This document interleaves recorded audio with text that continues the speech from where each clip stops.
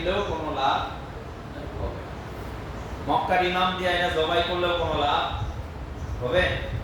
যেন প্রথম শর্ত হচ্ছে আপনি আল্লাহর সন্তুষ্টির জন্য কোরবানি করেন, আলহামদুলিল্লাহ, এতে কোনো সমস্যা আমাদের নাই।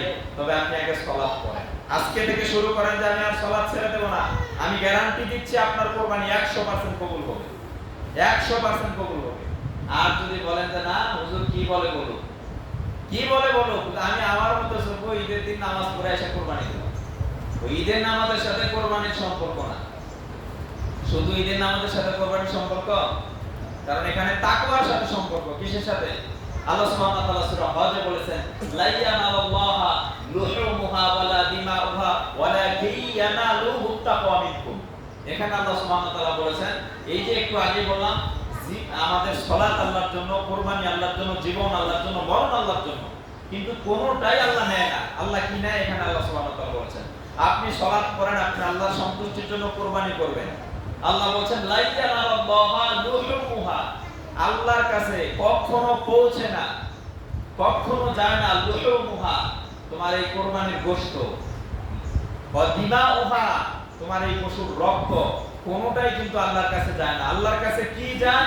আল্লাহ সুবহানাহু ওয়া তাআলা নিজে জানিয়েছেন ওয়ালাকি ইয়ানালু তাকওয়া মিনকুম, কেবলমাত্র তোমাদের হৃদয়ের তাকওয়াটা, ইখলাসটা আল্লাহ সুবহানাহু ওয়া তাআলার কাছে পৌঁছায়। বলেন সুবহানাল্লাহ। তার মানে আপনার ভিতরে আল্লাহর ভয় আছে না নাই?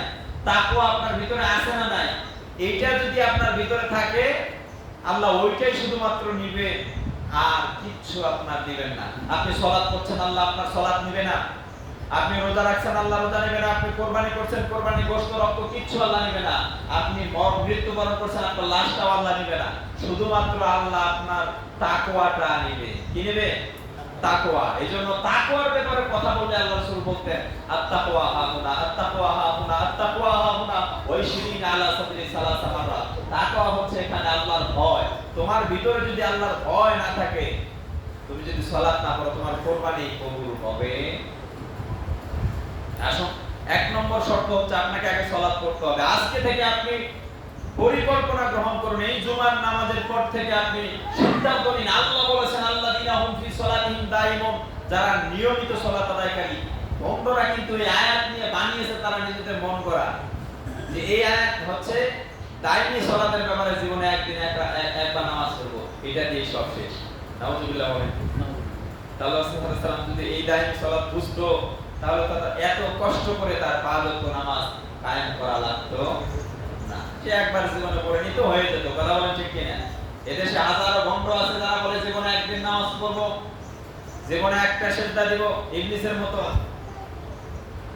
এটা দিয়ে তারা জান্নাত পার হয়ে জাহান্নামে যাক, আমরা দোয়া করি তারা যাক। কিন্তু ৫ ওয়াক্ত সালাত ছাড়া যদি কোনো ব্যক্তি বলে যে আমি জান্নাতে যেতে চাই, কিয়ামত পর্যন্ত এটা সম্ভব না। জান্নাতে যাওয়া তার দ্বারা কখনো সম্ভব না। মনে রাখবেন, আপনার হাজারো অপরাধ থাকতে পারে, গুনাহ থাকতে পারে, আপনার ভিতরে অনেক গুনাহের আমল থাকতে পারে, কিন্তু যদি আপনার ভিতরে ঈমান থাকে, তাকওয়া থাকে, তাহলে একদিন একদিন আল্লাহ আপনাকে জান্নাতে দেবে, অনেক পানিশমেন্ট দেওয়ার পরে। কিন্তু যদি ঈমানটাই না থাকে, তাকওয়াটাই যদি না থাকে, আল্লাহর ভয়, তাহলে আপনি জান্নাত